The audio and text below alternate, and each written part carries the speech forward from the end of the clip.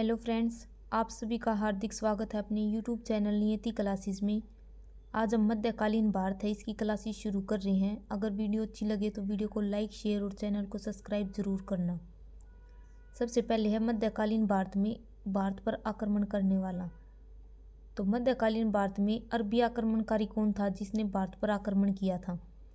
SSC में as it is यही question पूछा गया था कि भारत पर आक्रमण करने वाला पहला अरबी आक्रमणकारी कौन था। मोहम्मद बिन कासिम। बिल्कुल पॉइंट टू पॉइंट बातें बताई जाएंगी और ये वे नोट्स हैं जो आप 4-5 हज़ार रुपये लगा के ऑनलाइन बैच लेते हो या फिर कोचिंग पर जाते हो। सीजीएल के लेवल के नोट्स हैं। वीडियो अच्छी लगे तो वीडियो को लाइक करना, शेयर करना और चैनल को सब्सक्राइब करना। मैं ये नहीं कहूँगी कि वीडियो को लाइक करना, चैनल को सब्सक्राइब करना। तो सबसे पहले तो ये याद रखना है कि भारत पर आक्रमण करने वाला पहला अरबी आक्रमणकारी कौन था। मोहम्मद बिन कासिम। और इसने सिंध पर आक्रमण किया था। उस टाइम पर सिंध के राजा कौन थे। राजा दाहिर थे और उसमें राजा दाहिर है वे आर्गे थे। तो यहाँ से हमने 2-3 पॉइंट याद रखने हैं। अरबी आक्रमणकारी कौन था भारत पर आक्रमण करने वाला। मोहम्मद बिन कासिम 712 ईस्वी में आक्रमण किया था और इसने हिंदुओं पर जजिया कर लगाया था। और इसका उद्देश्य भारत में आने का क्या था। भारत पर शासन करना इसका उद्देश्य नहीं था। इसका उद्देश्य था धन दौलत लूटना और इस्लाम धर्म का। ये देखो, भारत पर आक्रमण करने वाला पहला मुस्लिम था, ये मुस्लिम था। तो इसका उद्देश्य ये था कि धन दौलत लूटना और भारत में इस्लाम धर्म है उसका प्रचार करना। ये इसका मुख्य उद्देश्य था, न कि भारत पर शासन करने का। और इसने भारत में दिर्हम नाम के सिक्के चलाए थे। और जो ये आक्रमण है ये किस पुस्तक में इसका वर्णन मिलता है। चचनामा पुस्तक में इसका वर्णन मिलता है। और चचनामा पुस्तक किसने लिखी थी। अली अहमद और काजी इस्लाम ने ये पुस्तक लिखी थी। और यहाँ पर ये 2 पुस्तकें लिख रखी हैं, एक तो चरक संहिता और एक पंचतंत्र। इनके लेखक हमारे लिए बहुत इंपॉर्टेंट है। जो चरक संहिता ये किसने लिखी थी, ये चरक ने ही लिखी थी।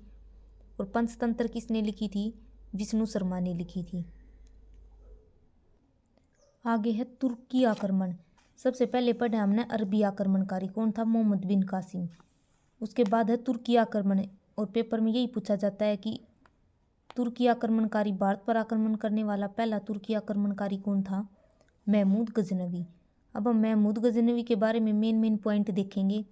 जो महमूद गजनवी है वो 1000 से लेकर 1027 तक इसने भारत पर 17 बार आक्रमण किए थे। और इसके जो मेन जो युद्ध हैं, आक्रमण किए हैं, बस हम उनको पढ़ेंगे। सबसे पहले हम एक बार इसकी हिस्ट्री देखते हैं। जो गाजी डायनेस्टी थी, गाजी वंश था, इसके फाउंडर कौन थे, संस्थापक कौन थे इसके, अलपदगीन थे। और इसके जो गुलाम थे वे कौन थे, सुबुक्तगीन थे। और इनके पुत्र का नाम क्या था, महमूद गजनवी। तो अब हम महमूद गजनवी के बारे में पढ़ेंगे क्योंकि ये हमारे काम का कुछ भी नहीं है और ना यहाँ से कुछ पूछा जाता। एक तो ये पूछा जाता है कि महमूद गजनवी ने भारत पर कितनी बार आक्रमण किया। तो भारत पर 17 बार आक्रमण किया था, 1000 से लेकर 1027 ईस्वी तक। पहला आक्रमण कहाँ पर किया था, 1000 में पेशावर के राजा शासक थे जो जयपाल, इस पर किया था। और सबसे मेन है हमारा 1014 का और 1025 का। ये 2 हमारे लिए महमूद गजनवी के इम्पोर्टेंट आक्रमण हैं। 1014 में इसने थानेश्वर जो हरियाणा में है उस पर आक्रमण किया था। और एसएससी के पेपर में बहुत बार पूछा जाता है कि महमूद गजनवी ने हरियाणा के किस स्थान पर आक्रमण किया था, थानेश्वर में किया था।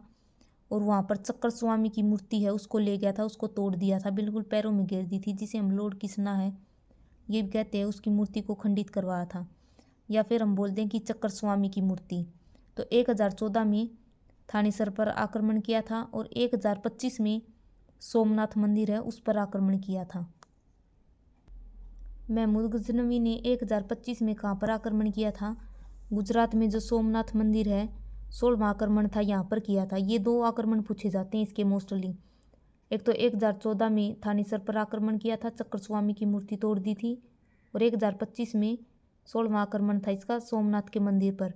और महमूद गजनवी है, इसका भी उद्देश्य क्या था, धन दौलत लूटना, न कि भारत पर राज करना। और ये सोमनाथ के मंदिर से इतना सोना लेके मतलब चल पड़ा था। और उसके बाद मतलब पहले ये तो नहीं था कि गाड़ी है उनमें बैठ के चले गए।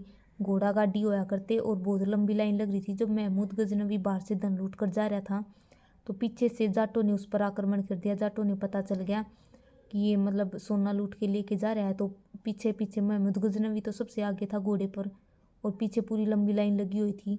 तो जाटों ने पीछे के पीछे मतलब आधा सोना चुरा लिया था। जब तक गजनवी गजनी गाजी पहुंचा वहाँ तक तो मतलब बहुत कम सोना पूछा था।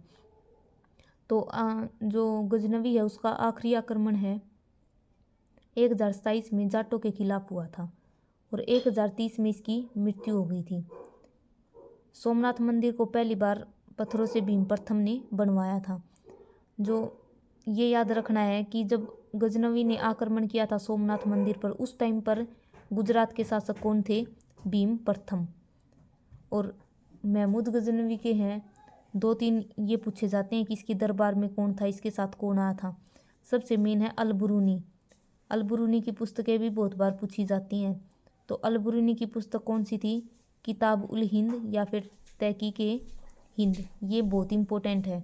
किताब उल हिंद, इसमें जो हरियाणा का ब्रह्म सरोवर है कुरुक्षेत्र का, उसका वर्णन किया गया है अलबरूनी की पुस्तक में। फिर दोषी है, इसकी पुस्तक कौन सी है? शाहनामा। और अभी बताया था जो चचनामा पुस्तक है ये किसने लिखी थी? अली अहमद ने। आगे है मोहम्मद गोरी। इससे पहले हमने क्या क्या पढ़ लिया? मोहम्मद बिन कासिम पहला अरबी आक्रमणकारी, पहला तुर्की आक्रमणकारी महमूद गजनवी जिसने 17 बार आक्रमण किया है भारत पर, 1014 में थानेसर पर और 1025 में सोमनाथ मंदिर गुजरात पर। तो उसके बाद कौन आया? मोहम्मद गोरी। ये आ गया 1175 से लेकर 1206 तक था ये। तो मोहम्मद गोरी है, इसका भी उद्देश्य क्या था? भारत में धन लूटना। महमूद गजनवी है, ये मतलब बहुत शक्तिशाली शासक था और इसने 17 बार आक्रमण किया। तो मोहम्मद गोरी ने सोचा कि मैं भी भारत पर आक्रमण करूंगा, भारत तो मतलब बहुत वीक है और वहाँ से धन दौलत लूट के लेके आऊँगा। तो मोहम्मद गोरी ने अपना पहला आक्रमण कहाँ पर किया था? मुल्तान पर किया था। और मोहम्मद गोरी ने पहला आक्रमण मुल्तान पर 1175 में ही किया था। उसके बाद मतलब मोहम्मद गोरी इसमें हार गया और हारने के बाद इसने 3 साल फिर तैयारी की अपनी युद्ध की। तो 1178 में इसने फिर गुजरात पर आक्रमण किया।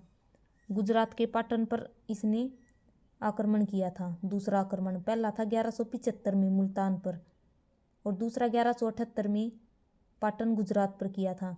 और उस टाइम पर गुजरात का शासक कौन था? भीम सेकंड। अभी हमने पढ़ा था जो सोमनाथ का मंदिर है उस पर महमूद गजनवी ने आक्रमण किया। तो गुजरात का शासक कौन था? भीम प्रथम चालुक्य वंश का था। और इसके टाइम पर पाटन गुजरात इस पर आक्रमण किया 1178 में। उस टाइम पर कौन था? भीम सेकंड था। भीम सेकंड था, चालुक्य वंश के थे ये। उसके बाद इसमें भी मतलब भीम सेकंड ने इसको दौड़ा दौड़ा कर मारा था। इसमें भी ये हार गया 1178 में। उसके बाद इसने 11 साल तैयारी की और उस टाइम पर शासक किसका चल गया था? चौहान वंश आ गया था और चौहान वंश का राजा चल रहा था पृथ्वीराज चौहान। उसके टाइम पर मोहम्मद गोरी ने आक्रमण किया 1191 में। 1191 में मोहम्मद गोरी ने आक्रमण किया। इसको बोलते हैं तराइन का प्रथम युद्ध 1191 में। जो चालुक्य वंश है, जो चौहान वंश है, इसकी कैपिटल कौन कौन सी बन रही थी? दिल्ली, अजमेर और सांबर, ये इसकी कैपिटल थी। और पृथ्वीराज चौहान है, इसका शासन चल रहा था जब मोहम्मद गोरी ने आक्रमण किया था 1191 में। और पृथ्वीराज चौहान है, इससे 2 क्वेश्चन पूछे जाते हैं। एक तो इसके दरबारी कवि कौन थे? चंद्रबरदाई, जिसने पृथ्वीराज रासो लिखी थी। और एक पूछा जाता है कि पृथ्वीराज चौहान फर्स्ट था, सेकंड था या फिर थर्ड था। तो पृथ्वीराज चौहान तृतीय था ये, जिसका मोहम्मद गोरी के साथ युद्ध हुआ था 1191 में। तराइन का प्रथम युद्ध हुआ था। तो तराइन का प्रथम युद्ध कब हुआ था? 1191 में। इसमें किसकी जीत हुई थी? इसमें पृथ्वीराज चौहान की जीत हुई थी। और देखो चंद्रबरदाई पुस्तक, चंद्रबरदाई ये राइटर है, इसने कौन सी पुस्तक लिखी थी? पृथ्वीराज रासो ये पुस्तक लिखी थी। HSSC में बहुत बार पूछी जा चुकी है। तो तराइन का पहला युद्ध 1191 में हुआ था। इसमें पृथ्वीराज चौहान ये जीत गया और मोहम्मद गोरी हार गया। उसके बाद महमूद गौरी ने फिर आक्रमण किया 1192 में तराइन का दूसरा युद्ध। इसमें क्या था, पृथ्वीराज चौहान हार गया। और क्यों हार गया, क्योंकि जो जयचंद था इसका सेनापति था, उसकी पुत्री थी संयोगिता, और उसके साथ मतलब पृथ्वीराज चौहान का अफेयर चल गया, उसने उससे शादी कर ली। और इस बात पर जयचंद नाराज हो गया और उसने जितने भी राज थे पृथ्वीराज चौहान के, किस तरह ये युद्ध लड़ता है, मतलब जो भी इसकी तकनीक थी वे सब किसको बता दी, मोहम्मद गौरी को बता दी। और मोहम्मद गौरी को पता चल गया और इसलिए पृथ्वीराज चौहान है जो हार गया इसमें तराइन के दूसरे युद्ध में। तो दूसरे युद्ध में कौन जीत गया, मोहम्मद गौरी, और पहले में कौन जीता था, पृथ्वीराज चौहान। और जीतने के बाद जो मोहम्मद गौरी है इसने अपनी राजधानी क्या बना ली, दिल्ली बना ली। उसके बाद 1194 में चंदावर का युद्ध हुआ। किस किस के बीच में हुआ, ये मोहम्मद गौरी और राजा जयचंद है, इनके बीच में हुआ। और 1191 में तराइन का पहला युद्ध जिसमें पृथ्वीराज चौहान जीत गया था। 1192 में तराइन का दूसरा युद्ध, उसमें मोहम्मद गौरी जीत गया था। उसके बाद चंदावर का युद्ध हुआ था 1194 में, और किस किस के बीच में था, मोहम्मद गौरी और जयचंद के बीच में। और इसमें जयचंद हार गया था और इसमें जयचंद को मार दिया था मोहम्मद गौरी ने। और मोहम्मद गौरी का भी उद्देश्य क्या था, भारत में धन लूटना, तो ये इसका उद्देश्य था, न कि राज करना। तो ये भी मोहम्मद गौरी भी गजनवी की तरह वापस जा रहा था। तो इसने जितना भी जो कुछ भी जीता था, मतलब जिस भी जगह पर कब्जा किया था, जैसे दिल्ली पर कब्जा किया इसने, अपनी राजधानी बनाई जीतने के बाद, तो इसने वो दिल्ली है वो किसको सौंप दी, जो इसका गुलाम था। मोहम्मद गौरी का गुलाम कौन था, कुतुबुद्दीन ऐबक था, इसको सौंप दिया। ये खुद राजा नहीं बनया क्योंकि इसका उद्देश्य नहीं था भारत पर शासन करने का, इसका उद्देश्य था धन दौलत लूटने का। तो इसने जो दिल्ली थी वो किसको सौंप दी, कुतुबुद्दीन ऐबक को। तो कुतुबुद्दीन ऐबक है, इसने दिल्ली सल्तनत है इसकी स्थापना की थी। ये क्या था, ये इसका गुलाम था। तो कुतुबुद्दीन ऐबक को क्या कहा जाता है, मोहम्मद गौरी का गुलाम। और यहाँ पर एक मेन ये है नालंदा विश्वविद्यालय, जो बख्तियार खिलजी है, ये इसके चारों के चारों ये इसके गुलाम थे मोहम्मद गौरी के। और मेन क्या है, बख्तियार खिलजी है। जो नालंदा विश्वविद्यालय है इसकी स्थापना 1204, इसकी स्थापना किसने की थी, कुमारगुप्त ने की थी। गुप्त वंश के शासक थे कुमारगुप्त, उसने इसकी स्थापना की थी। और बहुत बार पेपर में पूछा जाता है कि नालंदा विश्वविद्यालय है इसकी स्थापना किसने की थी, तो गुप्त वंश के राजा हैं कुमारगुप्त, उन्होंने इसकी स्थापना की थी। लेकिन इसको नष्ट किसने किया था, बख्तियार खिलजी ने नष्ट किया था। और नेक्स्ट क्लास में हम जो कुतुबुद्दीन ऐबक है जिसने दिल्ली सल्तनत है इसकी स्थापना की थी, इसके बारे में पढ़ेंगे, पूरी दिल्ली सल्तनत के बारे में। अगर वीडियो अच्छी लगे तो वीडियो को लाइक शेयर और चैनल को सब्सक्राइब ज़रूर करना।